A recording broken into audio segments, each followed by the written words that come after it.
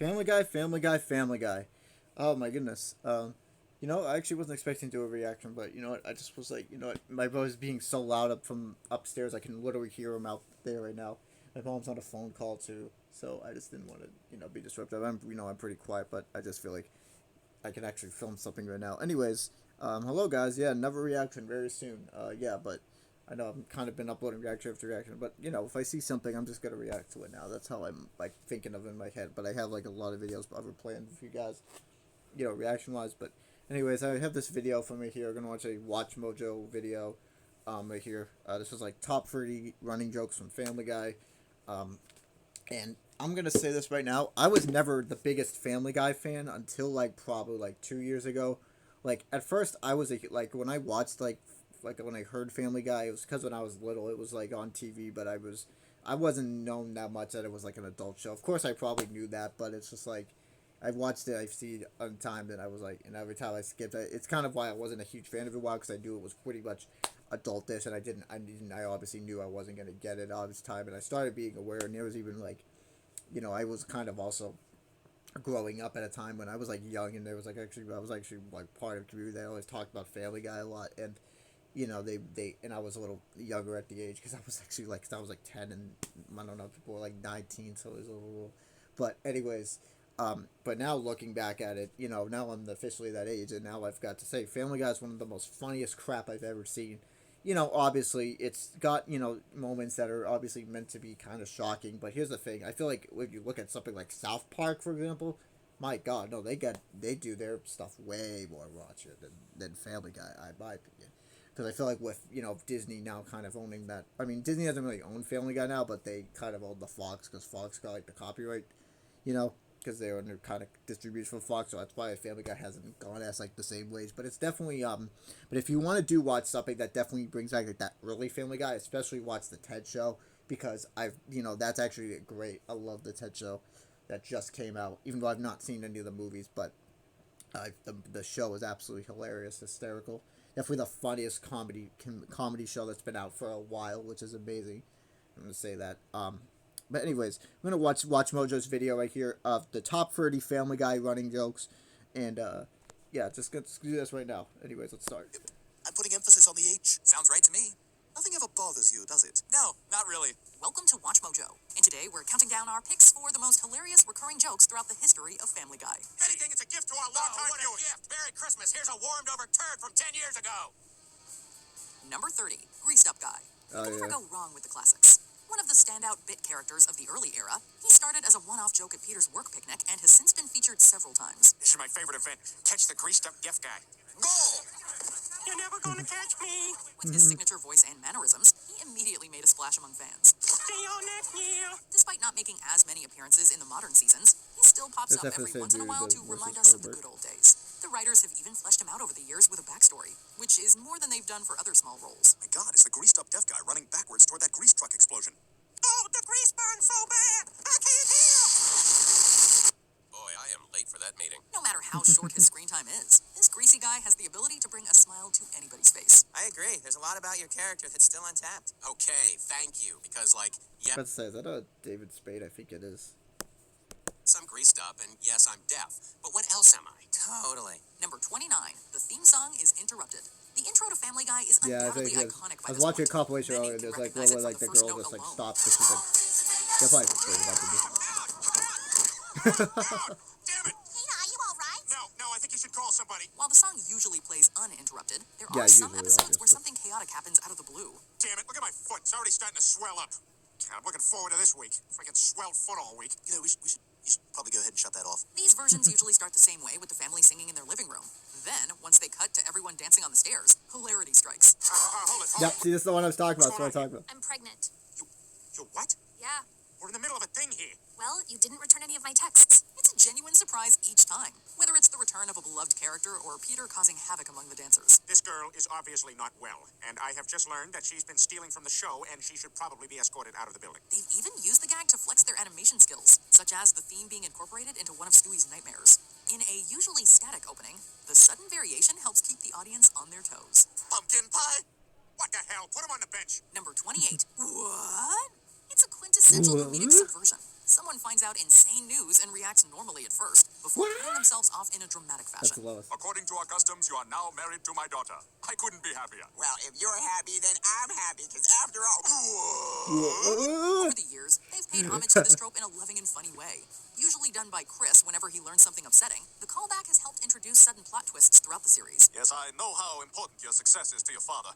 That's why he'll understand that you can never see him again. Yeah, of course you will. Dad's very... It's branched out to other members of the Griffin family as well, which has kept it from becoming stale over the years. You're under arrest for harboring an escaped convict. Oh, well, that's only fair because after all, I did hide him from the. What? The reaction is still surprising after all this time, and each voice actor's interpretation of the sound is different.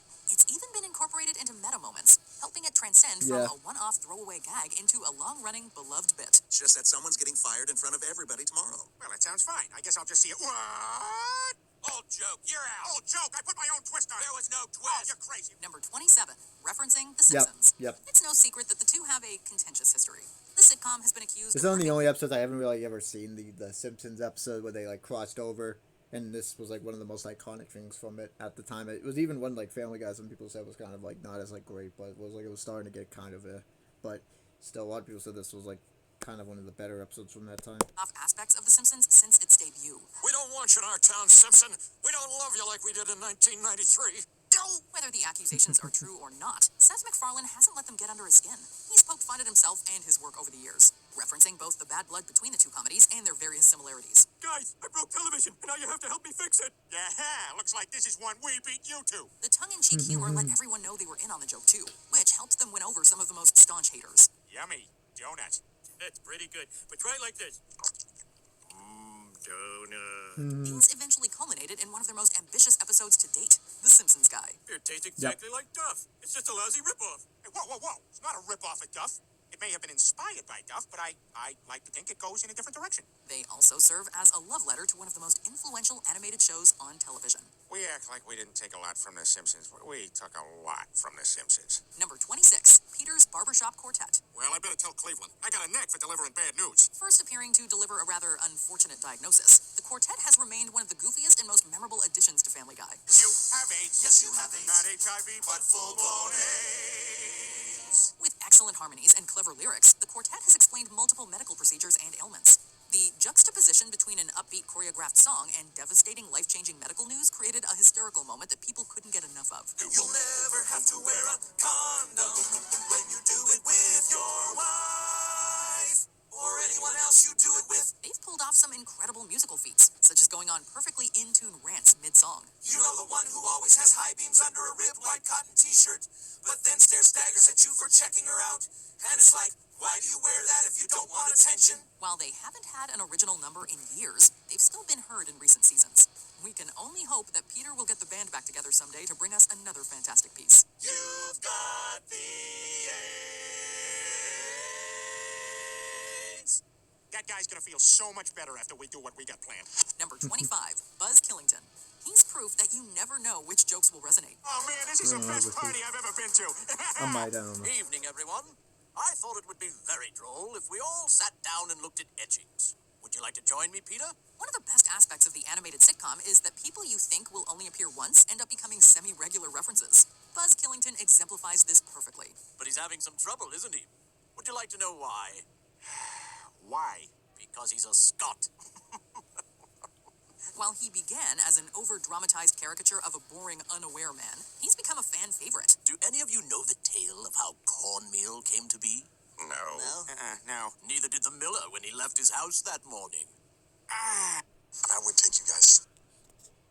He lives up to his name with each appearance, stopping the moment in its tracks to discuss something random. Do you know why W.S. Gilbert was frequently drunk on his transatlantic crossings? No? Because he was quartered on the port side. A Killington feature is a surefire way to remind the fanbase of the older seasons, while also making them chuckle out loud. While we definitely wouldn't want to hang out with him at a party, we certainly have no issue seeing him on our screens. Let's both revisit the birth of the Doylicott Opera Company. Number 24, Eddie the Live Studio Ostrich. Oh, Even yeah. the most random moments can end up becoming a constant recurrence. Eddie the Live Studio Ostrich is one of the sillier characters introduced, but he's also one of the most brilliant. Ha-ha! Oh, sorry, wrong house. Look, Eddie's at the wrong house. Ha ha! Ha ha! He was first introduced as the only viewer of a live taping of 2.5 Men. It's Friday night and I don't have a date. Well then, let me get you a number from my little black book. Ha ha! The bird's signature laugh has become one of the best punchlines to a joke that doesn't quite land. Lois? You're joking, right? Lois? Ha ha! He's popped up several times since his introduction, and he has a way of stealing the scene every time. Awesome! A chick and chick fight. Ha ha! The fact that he's gone from a cutaway to a recurring presence is proof that the writers are just as aware of his comedic genius as the fans are. Number 23, not winning an Emmy. Yep, Despite this is having very over true. 20 seasons, they've gone continually overlooked. They've taken, because here's the thing. I think the whole point is I think they've been nominated, but I think that's the thing. They just like taking pot shots at how this show won over this, and I even noticed that too with like in Family Guy, they not too long ago they referenced like a young Sheldon, so they definitely like taking pot shots at like obviously like modern shows that at the time like even like at the time like I saw like in one episode too where like you could tell like they always try to repeat with like whatever sitcom is like popular also at the same time too. Like I think about like the recent episodes on the newer season, I saw like one episode where when he was talking was like a Halloween cutaway, and I saw Chris wearing like I think it was like a Ted Lasso kind of, so you could tell where like I think Seth MacFarlane really like Family Guy, because it's been on since like 2 decades at this point, at least. No, not even 2 decades. It's been on for 3 decades at this point. I mean, it started like I think in like 1999, but then it had like and then it's been on since like the mid 2000s, and it's had this huge run since then. But yeah, I'm really hoping Family Guy still doesn't end soon. I mean, I understand. I get the show's been kind of on long, but if you look at The Simpsons, that show's been much longer on than Family Guy. If we're looking based on like, but I guess with Simpsons, it's actually some people say some episodes are okay. It has a mixed reception nowadays, the modern Simpsons, from what I know, but Family Guy is kind of like a same thing. It's a here and there sort of thing. Like there's some episodes I don't think are great, but there's some that actually do. And I kind of got into it because my brother was watching it at the time when it was like super, when the TikTok clips were all starting to come up again, and and then the Family Guy started getting like a resurgence, and that's honestly kind of I feel like something that I think might draw to a lot of people, kids, to like Family Guy now, because like back a decade ago, no one really would have watched Family Guy my age. I think it's now drawn on to the generation that I was growing up in now at the time, probably not wanting to watch Family Guy, and now that's kind of yeah. The most prestigious night in television. There must be like 20 of them. 23, but I'm sure you have a lot of trophies of your own. While individual members of the cast and crew have won for select episodes, the show itself has never won Outstanding Animated Program. They've touched upon this playfully, poking fun at themselves while also wondering why it hasn't happened yet. What's the big secret reason Family Guy can't win an Emmy?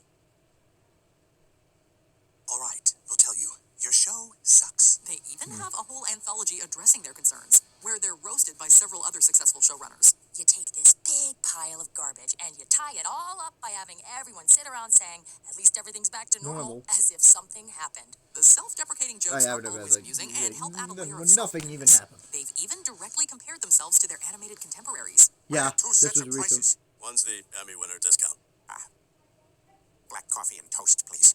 While it's unclear whether Family Guy will get the gold someday, it's clear that they won't be giving up anytime soon. Hey, that's no fair. I don't got none of them. Number 22, Quagmire hates Brian. While this was one of the most unexpected rifts to occur, it's quickly Yeah, become one of the this most is popular. true, too. You are the worst person I know. You constantly hit on your best friend's wife. The man pays for your food and rescued you from certain death, and this is how you repay him? And to add insult to injury, you defecate all over his yard. By season 8, many fans had come to accept that Brian was a shell of the dog he once was. Yeah. So, when Glenn laid into him and listed all of his flaws, it was a cathartic moment for many. Well, what have you done to help? I work down at the soup kitchen, Brian. Never seen you down there. You want to help? Grab a ladle. Since then, their relationship has never rekindled. While they have small moments of allyship, it's been made clear that this hatred runs deep. Would you mind giving me a lift home, buddy?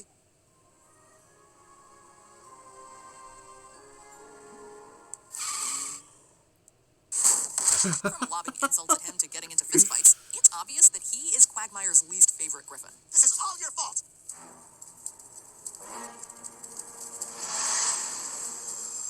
Their feud has led to some amazing moments over the years, making it one of the most significant running jokes on the show.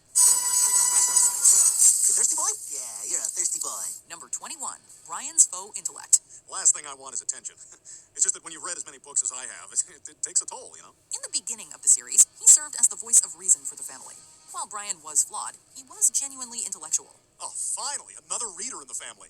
However, as it went on, it was slowly revealed that the dog's wisdom was a farce. In the modern era, he often acts and speaks as though he's the smartest person in the room, just to immediately be shut down by a member of the family. What are you reading right now? Oh, boy. Well, I'm sort of between books right now. Yeah? What was the last thing you read? He's got you on the ropes now. Well, I'm actually rereading a lot of stuff. While it was a jarring transition at first, now people get excited at seeing Brian be humbled so easily. Dimensional planes, right? Don't Yeah, do that. they kind of Don't basically repeat put the him in last two Stewie. I words think it like was you just to already make kinda him knew what I was like talking about. as You have no equal idea what to I'm talking Stewie. I Whether think. he's pretending to understand Stewie's inventions or lying about something as simple as reading, his new arc has been one of the most interesting and hilarious in the show's history. True.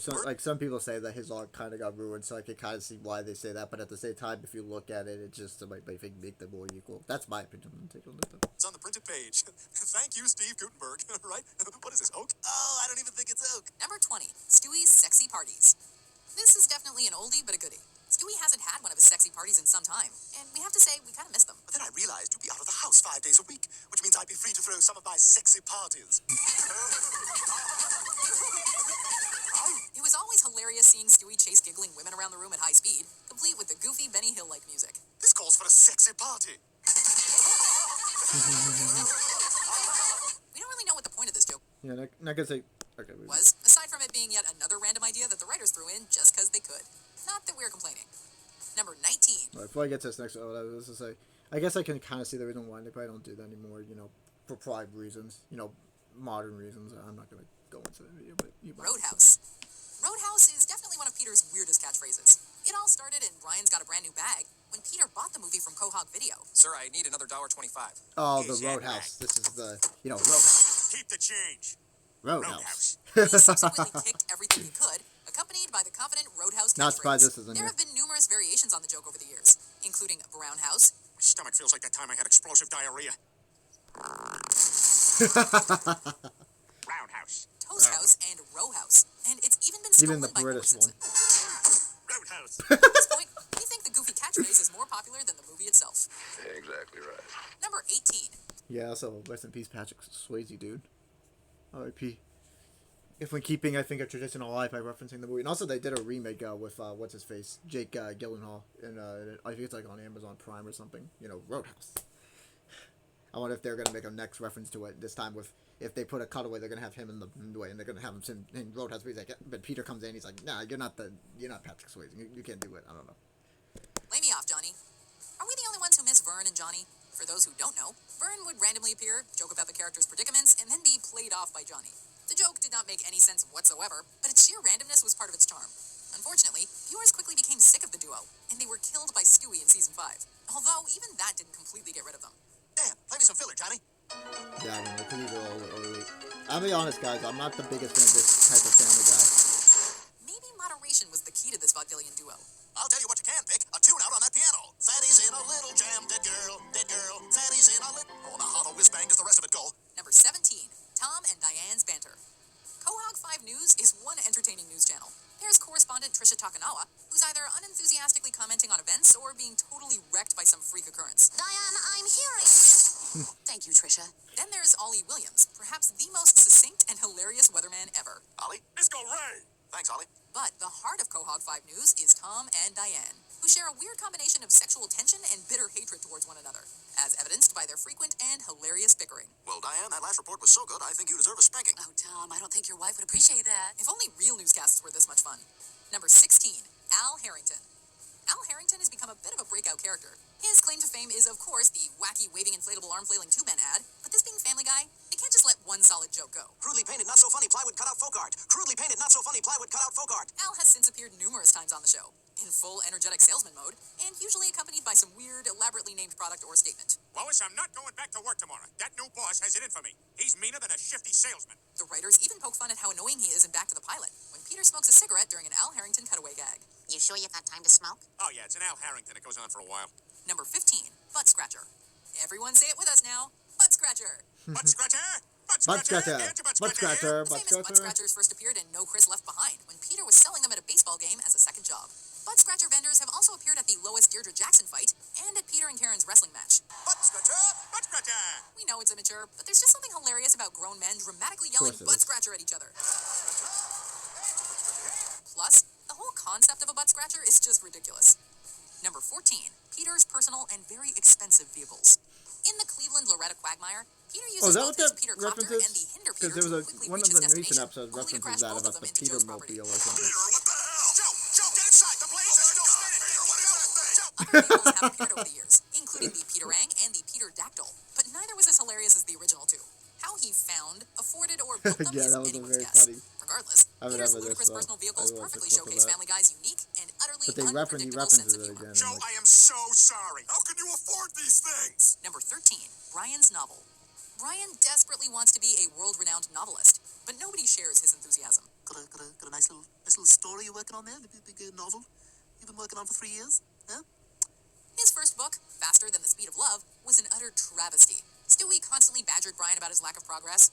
Lois made fun of the title, and it sold literally 0 copies. Brian Griffin's Faster Than the Speed of Love has astonishingly not sold a single copy thanks to universal panning by literary critics. And while his self-help book sold well, it was a shameless cash grab that resulted in Brian being insulted and humiliated on Bill Maher.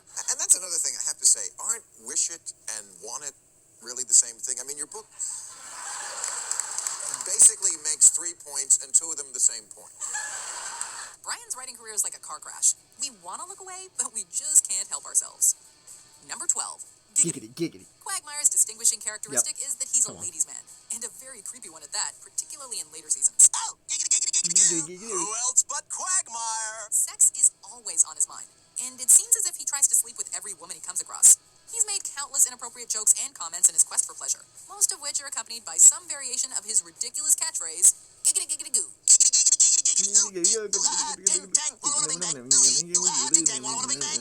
We don't know what the heck giggity giggity goo means, Sorry, guys. but then again, this is Quagmire we're talking about.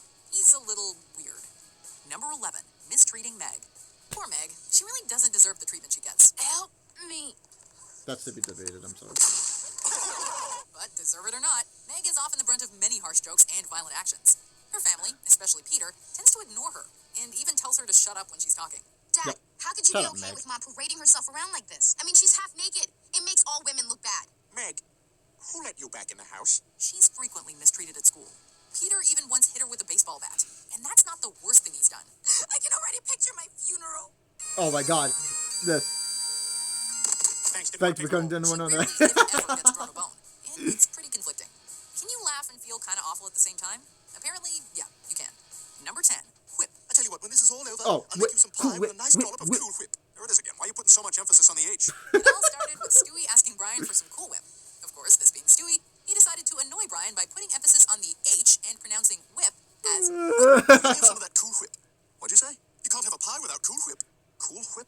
Cool Whip, yeah. Cool Whip. You mean Cool Whip? Cool Whip. Yeah, Cool Whip. Cool- Cool Whip. cool- Cool Whip. Cool Whip. Cool Whip. This joke has been repeated numerous times throughout the series, and has even been used on other words like whilwheaten, ruined, and cruel. Wait, what? I said you ought to be Ruined. nicer to Will Wheaton. Ruined. Will Wheaton. Yes, Will Ruined. Wheaton. Why are you saying it like that? Well, I'm just saying you should be nicer to Will Wheaton. Will Wheaton seems like a nice guy. It's since become one of Family Guy's most popular running jokes, both in and outside of the show. Like, who among fans hasn't said whip at least once in our lives? Cool Whip. I'm putting emphasis on the H. Whip. Sounds right to me. Whip. Me and my I think brother that had bothers used to you, have this doesn't back and forth. Number on 9. it. No. No, We're pretty sure that no. every Family Guy Okay. fan has taken on Consuela's No, Hola. no. Yes, could you please put Sorry, I Brian did back on? love it. No, no. afuera. Consuela may be little more than a stereotype, but she has become one of the show's most popular background True, though, characters true. thanks to her authoritative attitude and hilarious I'll monotone admit, delivery. we have actually a housemate that comes actually every Wednesday. She might even come tomorrow, but I can't. I just want to admit this right now. I think the best, safest thing I could say is she's just a lot like Consuela. So, Oh, well, we're looking for a missing. No, Mr. Superman, he no is here. No catchphrase has become one of the show's go-to running jokes, and it's been used in many diverse situations, from denying Joe access to the Fortress of Solitude to condemning Darth Stewie for buying generic window cleaner. This isn't Windex, but it's just as good. It's the store brand. no, It no. leave a film. No, I'm okay no. with the film. Just use it. No. Number 8, Evil Monkey. Yep. Evil Family Guy monkey. really loves to run with a one-off character. Case in point, the evil monkey that lives or lived in Chris's closet. Monkey in the closet. Can't wait to-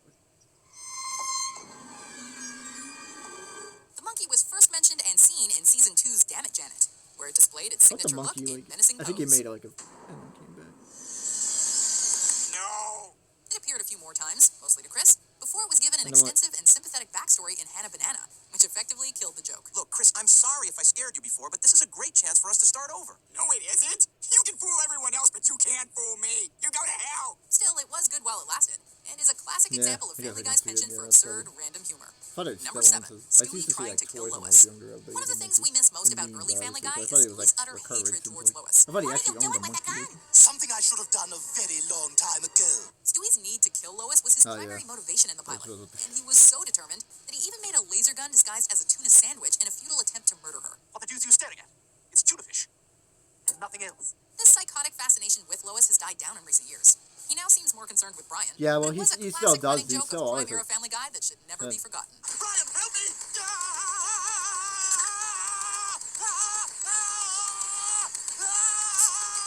Number 6, the Kool-Aid Man.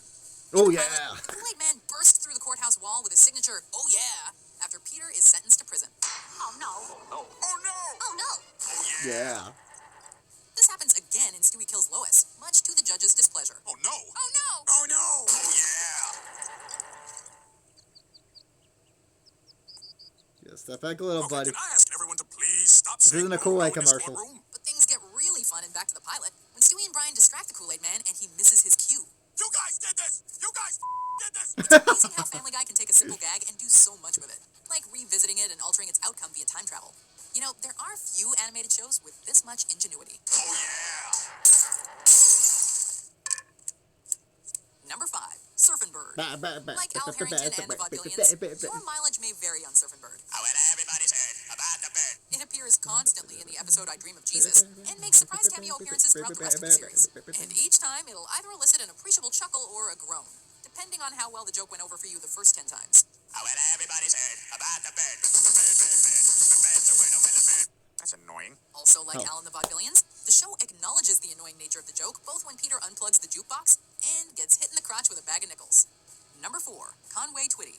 Conway Twitty has become the show's most infamous running gag, and it all started in Season 5's Bill and Peter's Bogus Journey. Ladies and gentlemen, Mr. Conway Twitty. Did they We actually get had no permission idea to? what was in store for us. The joke arguably came to a head and the juices loose when the Conway bit lasted for 3 whole minutes. Yikes, looks like I need a distraction. Ladies and gentlemen, Mr. Conway Twitty.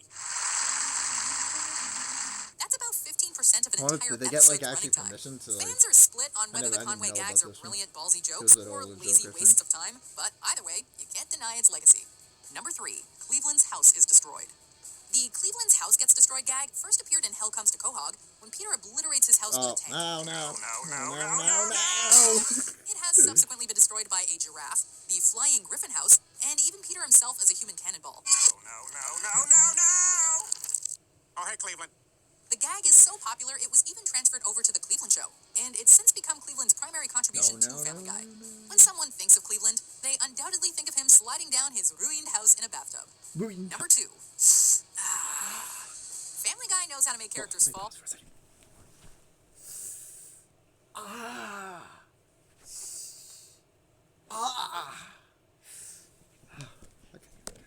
Let's finish this, guys. In the funniest ways possible. I don't want to create a. You probably recognize the fell Family Guy downstairs. fall, which is when a character collapses with one arm behind their back. But the more famous method of falling involves a character, usually Peter, grasping their knee and wincing in pain for extended periods of time. This is arguably the original gag that went on way too long, but then looped back around to being funny again joke. And it's since become Family Guy's signature running gag. That is, except for one other. Even in the Before we film continue, parody. be sure to subscribe to our channel and chicken. Yep, not The number 1 surprising. spot must go to Ernie the Giant Chicken. Oh, yeah, and that nice chicken outside gave me this coupon. I'm sorry, this is expired. You son of a... Unlike other Family Guy Now running that's gags, how it all we don't started. think anyone is tired of the giant chicken fights. They are consistently hilarious and entertaining.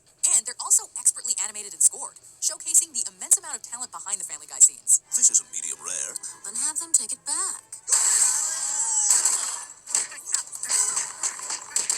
Each fight is progressively longer, more bombastic, and more inventive, like the backwards fight in Yug Yillimov, which prevents the joke from becoming stale. You know, that chicken's kid is in my preschool class. I don't really want to be friends with him, but he knows a lot of chicks. Each time Ernie randomly shows up, we know we're in for something great.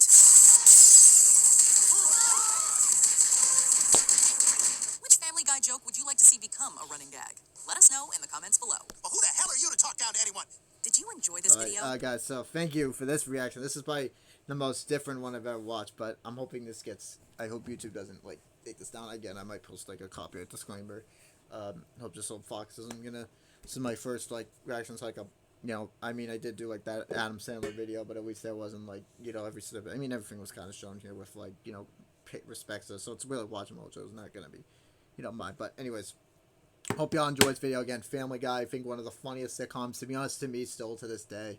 So I'm kind of glad I watched this. And obviously, even though the running gags on the show can get stale over time, there's some that, again, Watchmojo mentioned here that I think are still, like, worth it to this day. Again, like, I know the giant chicken joke has not probably been used in a long time, though. I know even some, but some, like that, I don't know, like the ostrich one, that one is definitely still used to this day. Again, there was a lot of them that are still used to this day. Again, that's what this whole video about, but just in the history of the entire show. But anyways, guys, thank you so much. It's another reaction. This is, I think, my most longest reaction to date, actually. Even longer than because the last one I had was only 14 minutes because it wasn't that long a video. But this one is, this was 30 minutes long, so this is going to was a big one. And I had my thoughts, obviously, to do it. But anyways, that's all I got to say for this reaction, guys. I'll see you guys later. And for more reactions, anyways, that's all I got to say for this one. And I will see y'all later.